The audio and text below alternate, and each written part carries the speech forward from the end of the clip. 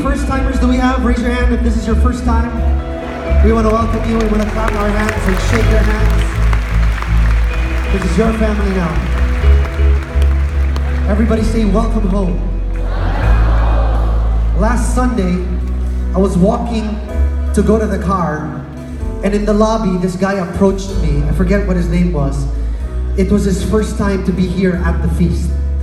And then he tells me he was thanking me for sharing my life story that morning. He said, brother, thank you for blessing me about how God has changed you and how before you were physically and verbally abused. And then he started telling me all about his life, you know. He started telling me about how he was also verbally and physically abused, how in the morning his breakfast was a sermon, and for lunch his lunch was also a sermon, and dinner was a sermon. And then I asked him, so what was for dessert? You know, just to keep things light, because this guy was getting really agitated. Anyways, he tells me, I was so blessed to know that your past did not define your future, and that now you got to give your life to the Lord. And then he asked me something that shocked me. He said, do you think that there is a place in your community for a guy just like me? And then I answered him this way. Not only is there a place for a guy like you here in our community, but I believe that this community was created for a guy just like you. I told him, welcome home. If you feel like you are unworthy of God's love, and that you're embarrassed, and that you're ashamed, and that you're unclean, I gotta tell you this, my friend. You got a God who is waiting for you. He's waiting for you. Amen. That's why it's good that you came here. Aren't you glad you came here? Yes. Yep. We're gonna have so much to learn today. We've been talking on the series of taboo. Everybody say taboo. And it's been difficult so far because we've been going back to our ancestors and talk 1. And then talk 2 was all about abuse. Today is gonna be equally harder because we're gonna talk about addiction. These are things that people don't want to talk about. But we need to talk about it. Why? Because people are going through it. Your family might be going through it. Your friends might be going through it. And unless we reveal it to the Lord, that's the only time that He will heal us. So if you're ready, let's all come in the name of the Father, and of the Son, and of the Holy Spirit. Amen. Can you throw your hands in the air and say this with me? Today I receive all of God's love for me. Today I open myself to the unbounded, limitless, overflowing abundance of God's universe. Today I open myself to God's blessings, healing, and miracles. Today I open myself to God's word so that I become more like Jesus every day. Today I proclaim that I'm God's beloved. I'm God's servant. Shout it out. Because I'm blessed, I am blessing the world in Jesus' name. Amen. Thy word is a lamp unto my feet and a light unto my path. Oh man, I can't tell you enough how excited I am to preach this word to you. God is going to set somebody free from some addictions today. You believe that? Reading from the word coming from Isaiah chapter 44, verse 21. Let me read it to you. God says, remember these things, Jacob, for you, Israel, are my servant. God's talking to you, all right? I have made you. You are my servant, Israel. I will not forget you. I have swept away your offenses like a cloud, your sins like the morning mist. Return to me, for I have redeemed you. God is telling somebody today, return to me. Return to God, for He has already redeemed you. How many of you believe that we all have an addiction? Raise your hand. That's right. You know, it's real easy to be arrogant about somebody else's addiction and then be completely blind to your own. Because whenever we talk about the addiction of other people, we're always, oh yan, addict yan. But when you talk about your addiction, you don't use the word addiction. You know what you use? You use the word issue. May issue ako, yan addict ako, may issue. Diba? Yan tayo eh. We don't acknowledge that sometimes we're addicted to things. Some of you are addicted to shopping, for example. How many people are addicted to shopping? You know, you're spending like there's no tomorrow. Some are addicted to eating. Dami nakakonect, nakaka-relate, no? You eat like it's the last meal that you're ever gonna have. Addicted to And there are even other crazy addictions. You know, I was researching in the internet a few days ago. There was this girl who was addicted to drinking nail polish. Exactly, right? There was even another girl who was addicted to eating her own hair. Crazy. Some people are addicted to playing video games till 3 a.m. You know people like that? Some people are addicted to Facebook, Instagram. Truth is, my friends, we are all addicted to something. Yes? That's true. Here's my big message for all of you today. I need you to preach it to the person beside you. Can you turn to the person on your right? Right. And then say, trade it for something better. Trade that addiction, trade that sin for something better. That's what I'm going to preach about. But first, let me share to you. Can I share? I want to share to you what my addiction was, all right? I was addicted to cigarettes. For 17 years, I was a smoker. My dad was a smoker. His dad was a smoker. I come from a family line of smokers. So it wasn't a surprise that I, too, became a smoker. Because in our house, cigarettes were like pieces of furniture. They were just everywhere. In fact, you can open a drawer. I'm not kidding. You can open any drawer in the house and you would find a pack of cigarettes. It was that easy. So at the age of 13, just when curiosity was a thing, I stole 2 sticks from my dad's pack, left the house, rode a jeepney, going to a Tropical Hut, which is the nearest establishment in our area, and in the bathroom, that's where I lit my first cigarette. You want to know how you know that you're doing a bad thing? It's when you're ashamed to let other people see you do it. And so there I was in the bathroom, you know, so scared and so confused. I lit my first cigarette. And I puffed just the way that I saw my dad do it for years. And 17 years later, I was still puffing away until the age of 30. Some of you don't know that cigarettes are actually a gateway drug because it leads to other kinds of drugs.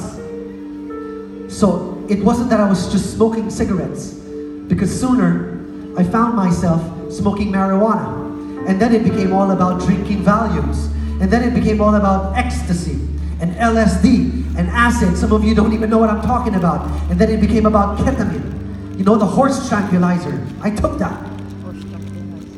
I knew I was addicted because whenever the drugs called, I came running.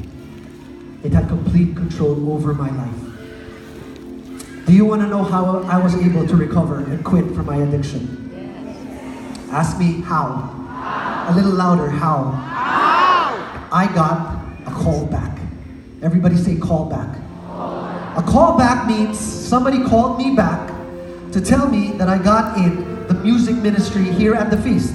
But listen, that wasn't it. Because one time when I was in the music ministry, they made me sing a song, a solo song, called Who Am I by Casting Crowns. And I couldn't sing it properly because I couldn't breathe properly. That's what cigarettes will do to your lungs. It removes the power from your lungs. And so right then and there, I made this conscious, critical decision that I was going to quit smoking. I wanted to trade it for something better. So in so many words, I could say that I traded my smoking for singing. I traded my sin so that I could be able to sing. I traded my vice so that I could get back my voice. Traded for something better. And it all happened just because of a call back. God called me back. Today, God is calling some of you back. God is calling you back. He wants you to know, I want you back. I want my child back. I want my son back. I I want my daughter back. I want that life back. I want your purity back. I want your integrity back. God wants you to know He wants you back. That's why it says right there, return to me. Return to me. Come back to me. Here's the good part. He says, for I have already redeemed you. Your addiction, your sin doesn't own you. God owns you. And He's setting you free right now from the chains of your addiction, from the chains of your sin, from the bondage that's taken you captive for years. And all you gotta do is reach out and say, here I am, God.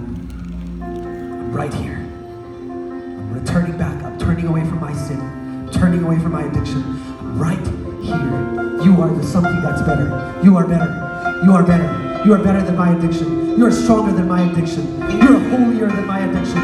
You are more powerful than my addiction. That's what you say today. You are more powerful, Jesus. You are better. You are better. Can I ask you to bow down your heads? Just as a sign of a surrender, can you open your hands? Just as a way of receiving something from the Lord today. God, here we are in front of you with all our sins, with all our addictions, with all our weaknesses. And we're asking you to help us. We're asking you to walk with us as we turn away from our sin. Because we know, Father, that we can never promise to never sin again. But what we can promise right now is that we will never allow our sin to keep us away from you. Never again, Jesus. Never again. We're turning back. We're turning back and we're returning to you. In Jesus' name. In Jesus' name. Amen. Thy word is a lamp unto my feet.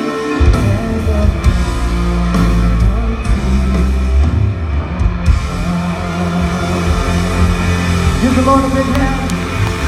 Love him today. Amen. Woo!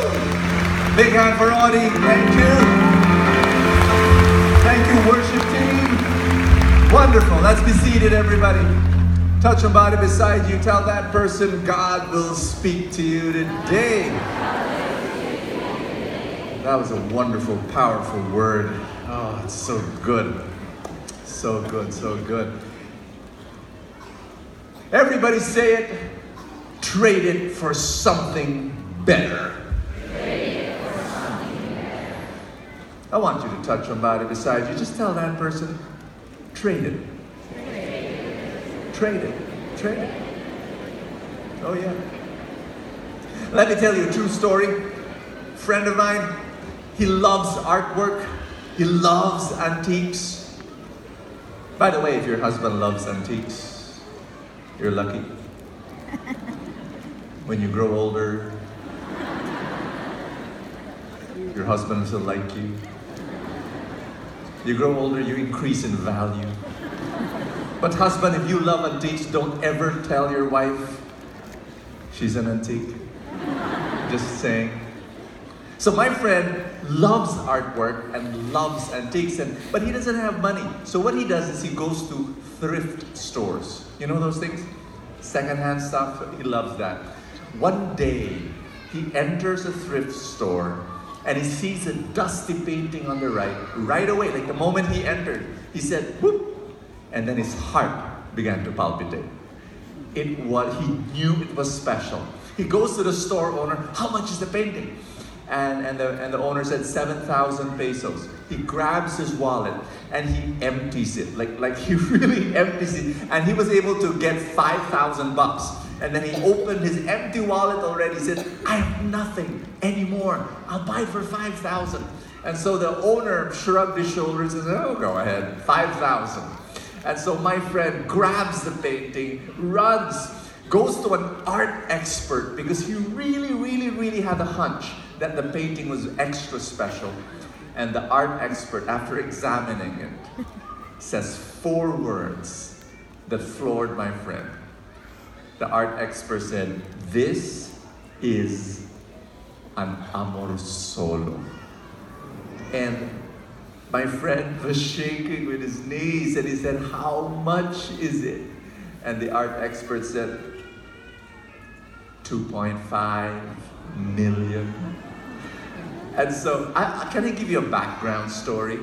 My friend has been serving God since he was a teenager. Serving like full throttle, like total and complete serving God until he was in his 60s already. And he felt that God was giving him this, okay, I'm going to take care of your retirement. You know, it was just a beautiful, you know, anyway, he was just sharing that, how God blessed him. But I want to put the spotlight on the store owner. Can you imagine that guy? He didn't know. I'm not blaming him. He didn't know. But the absurd exchange. Everybody say absurd exchange. I believe life is about making wise trades. Now that one was not very wise. He was selling a painting by national artist Fernando Amorsolo for 7,000 pesos. How absurd can you get? Everybody say, absurd! And that is the kind of absurd exchanges you and I make when we fall into sin. Because we exchange our freedom, our joy, our happiness, our souls for a flimsy, insy, wincy, polka dot, you know what I mean? A fleeting moment of pleasure for all that is of value. Am I making sense to you? That absurd exchange happened in Scripture between 2 brothers. Can I share it with you? From the book of Genesis, there were 2 brothers. And let's read that. Genesis chapter 25. One day, while Jacob was cooking some bean soup, his brother, Esau or Esau, how do you pronounce it? I made research. It's Esau. Esau is the brother of Jacob. Because if you pronounce it Esau, Esau is the brother of Adidas and Betamax. And if you're not Filipino, ask your seatmate what I mean.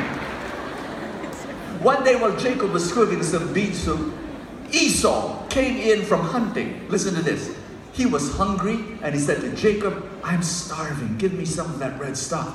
Jacob answered, "Oh, I will give it to you if you give me your rights as a firstborn son." Now it's a crazy deal. It's a crazy trade. It's an absurd exchange. My rights as a firstborn, a title of honor. Not only that, but it was connected to that title of honor is wealth. You want all of that for a bowl of bean soup? If I was Esau, I would say, "You're nuts, brother." But he didn't say that. You know what he said? Verse 32, Esau said, "All right, all right, I'm about to die. What good will my rights do me?" It's insane. Here's the truth. All addictions will lie to you. And you know what's the lie? Ask me what? If you don't give in to this craving for drugs, for alcohol, for gambling, for shopping, for whatever, eating, for video games, if you don't give in to this craving, you're gonna die. You're gonna die. You're gonna die. And we believe the lie. Yes, I'm gonna die. I'm gonna die anyway. You know, sure, all right. Yeah, go ahead. It's a lie. Here's what will happen if you don't feed your craving. Ask me, what will happen? If you don't feed your craving will die. Give it a few minutes, give it a few hours, give it a few days, give it a few weeks, give it a few months. Your craving will die. Not you, your craving. Do I hear a loud amen? Amen. And the crazy thing about this is that, you know, it's that false urgency. I want that bean soup now. now, right now. That earth, it's fake. It's, you know, the root of the problem is, ask me what? The lack of patience. Yes or no? I had a friend, he said when he was in college, he had an addiction to rubber shoes. At first I didn't understand it. Addiction to rubber, well, you smell it? He said, no! And he told me this, that when he was in college, he just could not help it. He would buy rubber shoes one after another. It got worse, of course, when he had a job. Like every single paycheck, 2 pairs, 3 pairs, 4 pairs, expensive ones, to the point when wall to wall in his house, from floor to ceiling, rubber shoes, all over. And he said, but you know, Bo, after listening to all your teachings on finance and investing, you know, stock market, I'm 28 now. Brother Bo, I realized if I did not put my money in rubber shoes, but instead put it in the stock market, I would be a multi-millionaire by now. And I smiled at him and said, I said this, yes, a multi-millionaire now who could buy some of those rubber shoes. You know, it's all about patience. Do you understand what I'm saying? The culprit is, I want it now. But if you just wait a little bit, you can still have, you know, some of those joys but it's, I'm not talking about the destructive addictions, of course, but the other normal ones that if you just wait a little bit more, everybody say, delayed gratification. That is, how many of you believe that is so important? Can I convince you some more? There was a guy in 1970, his name was Walter Mischel. He had an experiment with children. Maybe some of you read about this already. In front of kids, little kids, tiny kids, he showed them a cookie. You can just imagine, actually around those little boys, you know, in front of a cookie, ooh, you know. And he said, I can give you 2 if, you see, I'm going to leave this cookie in front of you, and if you don't eat it, I'm going to leave the room, and if you don't eat that cookie, I'm going to come back with another one, and you'll have 2 cookies. Now, some of those kids waited, actually waited. They did not eat the cookie. They did not. And then they waited for Walter to come back, and they had 2 cookies. Other kids, the moment Walter left, Cookie Monster, ate it. You know, some of you don't know Cookie Monster anymore. Oh. Anyone younger than 30 years old, probably, I don't know. But anyway, here's what's fascinating about the experiment. Ask me what? Walter followed all those kids for the next 25 years. Crazy, right? And here's what he found out. Ask me what happened? Ask me what did he find out? The kids who waited did not eat the cookie, but waited for Walter to come back so they would have 2 cookies. Those kids, they had wonderful families. They had the highest incomes. Would you believe that? They were the most successful. The kids who ate those cookies, who devoured them right the moment Walter left the room. Those were the kids. High percentage who ended up with drug addiction and alcohol. Some of them ended in prison. Here's my point. Your muscle of delaying gratification is super crucial. It is so important. Touch your body beside you and say, strengthen that muscle. Strengthen that muscle. And do you know how? Can I tell you how? Ask me how? Walter set up a camera to capture what was going on while he left the room. Let's get a hint from the kids who delayed gratification. You know what the kids were doing? You know when they left the cookie and Walter left the room, you know that delaying gratification kids, you know what they did? They saw the cookie and And they da da da da da da da cookie, and then they ran and they played with their hands and they did all sorts of crazy things. What were they doing? They were focusing on another pleasure. Can everybody say that? That's what they were doing. And my dear friends, when you stop your addiction, you cannot get rid of your addiction. I always tell people that. You know, people come up to me. So many times have people, Brother Bo, can you help me? How should I get rid of my addiction? And they name the addiction. And I tell them, I have bad news for you. You can't get rid of it. You cannot get rid of an addiction. You can only replace it. You've got to focus on another pleasure. In other words, everybody say, what? You can't give up. You can't give it up. You've got to trade up. You've got to make that exchange. Am I preaching to somebody in this room? Yes. Do you understand what I'm saying? Yes. And from the very beginning, I always tell people, do you want to get rid of your addiction? You cannot, because here's the thing. Do not focus on your addiction. You've got to focus on your ambition. That's the only way. That, my friend, is the only way. And my point is this. I'm going to read you a passage from the book of Hebrews that I love so much. And it's tough. It's a tough verse. It's in Hebrews chapter 12, verse 4. And it says, together please, in your struggle against sin, you have yet to resist it to the point of shedding your blood. My dear friend, I want to share this with you. It's very important. Wow. If you're supposed to fight temptation to the point of shedding your blood, whoa, that's tough. You'd think that there are people who fight temptation and just a little bit of discomfort. Ouch, okay, I give in. You know, they can't suffer.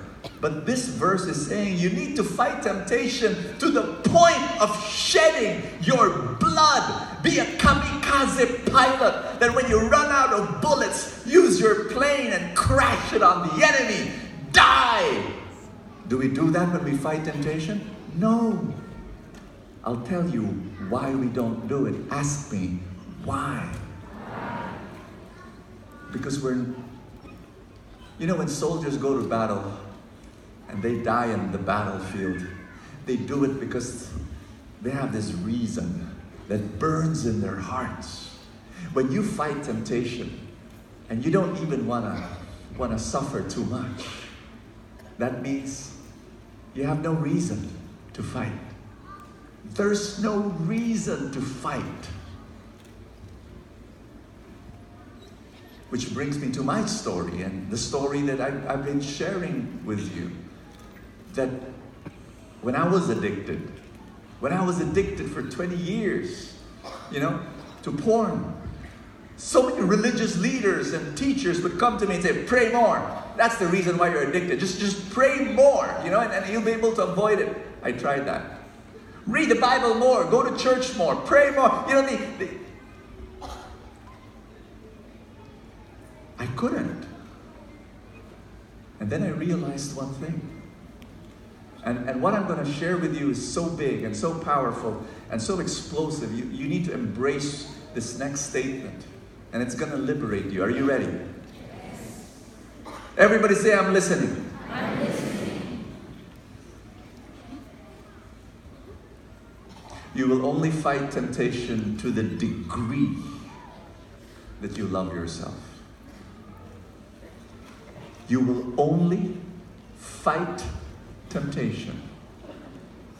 If you love yourself in this way, that's how you will fight temptation. If you love yourself like this, then that's how much you will fight temptation. The greatest, please understand this, the greatest temptation of the devil is not pride, it's not lust, it's not greed, it's self-rejection. He wants you to reject yourself, because when you reject yourself, you'll be so open to greed and to lust and to pride and to all sorts of temptations. The day I started loving myself was the day my addiction was ended in my life. That was when my addiction, basically it was this. I had something. I have a reason. I had now a burning reason to fight temptation. I loved myself. I valued myself. If you don't value yourself and if you don't love yourself, you won't fight temptation. Am I making sense to you? And it is only the love of God that can teach you to love yourself. What am I? Do you want to help? Is there anybody here who wants to help someone else fight addiction? Maybe you've got a family member or a friend who's in some sort of a, you want to help? Yes. I'm going to quote a profound statement by Johann Sari, and he said this. You better listen. The opposite of addiction is not sobriety. The opposite of addiction is connection. Of course, you kind of like read that statement and you scratch your head, but oh, what is he talking about? Remember, many feasts ago, I talked about an experiment that they made, a long time ago. Put a rat in a cage, put 2 bottles of water, 1 regular water, and 1 drugged water. Remember? And the rat would, the moment the rat drank from the drugged water, here was the whole thesis. The rat became addicted to the drugs and just kept on drinking and drinking and drinking the drugged water and died out of starvation. And so the lesson is, they made it into a TV commercial, drugs kill. It's the chemicals in the drug that kill a person, that make the person addicted. There was a guy, his name was Bruce Alexander, an Australian, and he said, can I change the experiment a bit? Instead of a cage, let's make it into a park, a rat park with toys and food, and most importantly, a lot of rats. Now some of you, you're kind of like feeling squeamish right now, lots of rats. Ugh. But I can assure you, if you're a rat, you like other rats. And so imagine, and this is what he did. The Dr. Bruce, in that rat park with lots of rats, he put the 2 bottles of water, the regular water and the drugged water. This is what he found out. The rats did not like the drugged water. Some of the rats tasted the drugged water, did not like it, and went back to the friends and the family. Here's the lesson. It's not the chemicals that make you addicted. It's the cage. It's the lack of connection. It's not the substance. It's not the alcohol. It's not the gambling. It's not the shopping. It's not the eating. There's a problem in the heart. It's not, are you listening to what I'm saying? The person does not feel loved. The person has a lack of connection. My dear friends, I'm going to announce this, and you better listen carefully to what I'm going to say. Addiction is not a personal problem. Addiction is a family problem. Did you hear that? And that the best rehab programs, it's not the addict that goes to the rehab. It's the entire family that goes to rehab. It's the whole family, the parents, the siblings, going with the son or the daughter that is addicted, going through the programs, sitting down in the sessions. Because please understand, I'm not talking about codependence. Codependence is not connection, it's corruption. It's not permissive love. You need to be able to give gentle and tough love to the person. And that's how to help. Offering connection to the people. You know, I'm gonna close with this, that I've been talking about absurd exchanges. Can I talk about awesome exchanges? May I? This is how I'm going to end. There was this woman leaning by an ancient well, and she had in her hands a jar of water. And then a fellow comes along and offers that girl a trade, an exchange. Book of John, chapter 4, verse 7. Jesus says to the woman, "Give me a drink of water." And then he offers her his water. Verse 11. "Those who drink this water will get thirsty again. But those who drink the water that I will give them will never be thirsty again. The water that I will give them will become in them a spring that will provide them with life-giving water and give them eternal life." Can everybody stand up? I want to pray with you today. In fact, what I want to do is I want to offer you an exchange. Jesus is offering you an exchange. Jesus said to the woman, the Samaritan woman, "Give me your water, and I will give you living water." Let me give you the anatomy of addiction. Everybody say, "I'm ready." You are thirsty. I am thirsty. Every human being is thirsty. Ask me, thirsty for what? Thirsty. We are hungry and craving and thirsty to be loved. That is our ultimate thirst. We want to be loved. And when we are not loved, that is a very painful experience. Pain, there is inner pain in us when we are not loved. And because of that pain, we scramble for a painkiller. We look for a painkiller. All addictions are painkillers. And that's why we get addicted.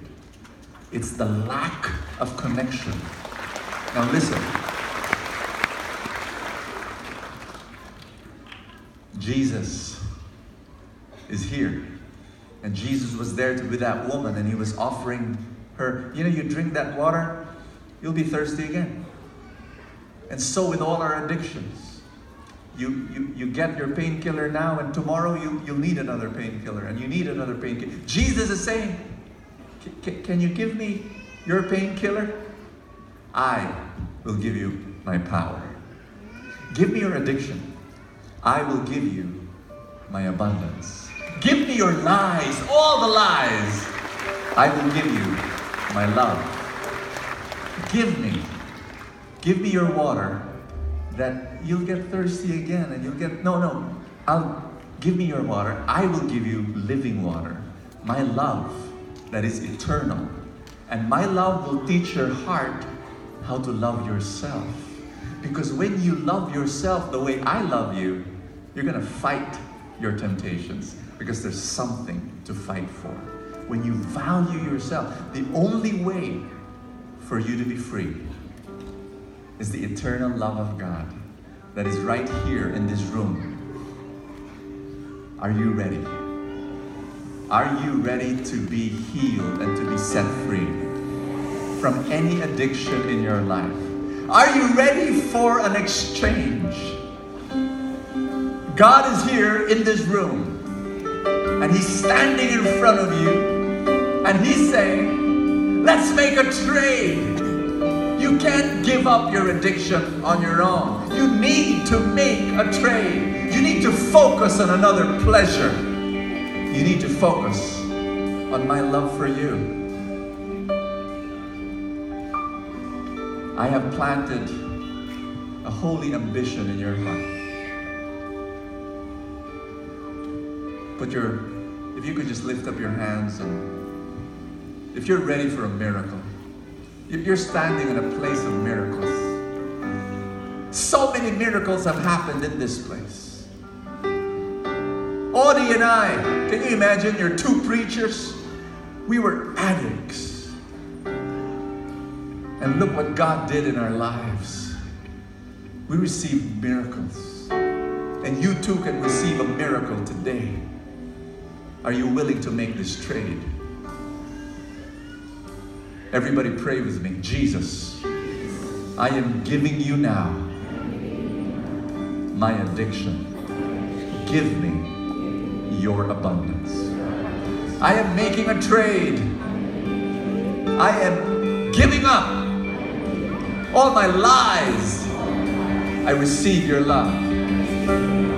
I'm giving up my painkillers. I'm receiving your power. Right now, I'm receiving your miracle in Jesus' name. Brothers and sisters, let's continue to worship Jesus, and let's allow Him to write the most beautiful story of our life. God will always be my strength, nothing less than Christ my Savior. God will always be my hope, nothing more than Christ alone. And this will be my story, and this will be my song. My chains are broken, I am free. And this will be my story, and this will be my song. I'll praise you, my Savior, Jesus. I want you to feel the presence of Jesus in this place. As we all sing, take my heart. Take my heart, but give me Jesus. To know you are is why I live. Take the world, but give me Jesus.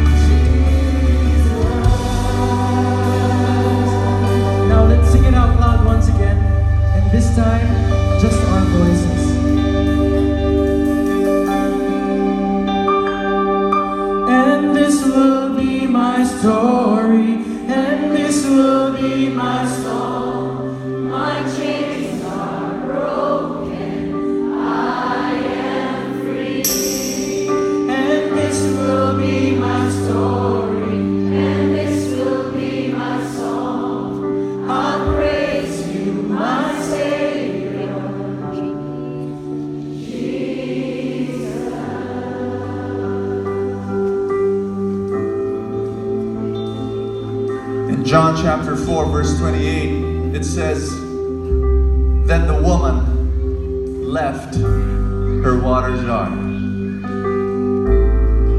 I love that John had to write that important fact, that after conversing with Jesus, she said, "There's no need for that water jar anymore. I'm leaving it behind.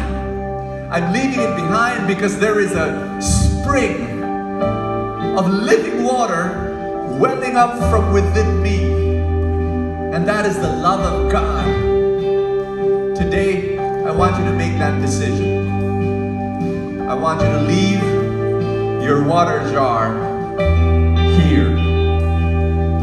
You entered those doors with burdens. Leave it here before the feet of our King. Some of you, you've brought here your addictions.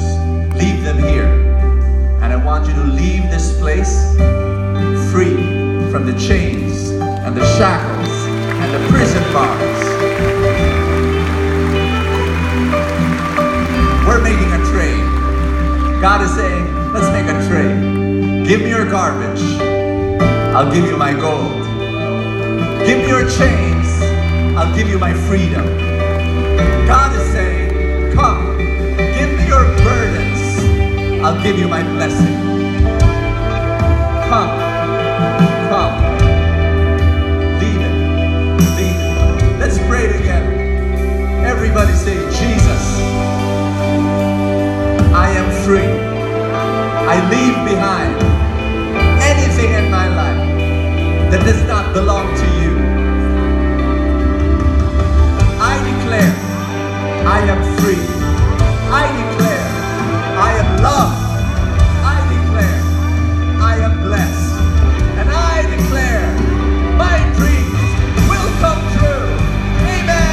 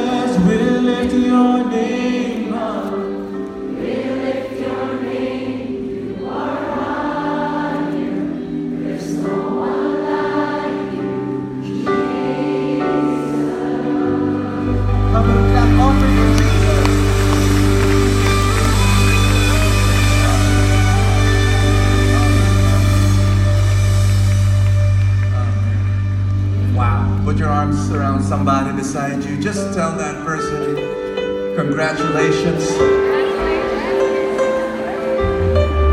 You are free.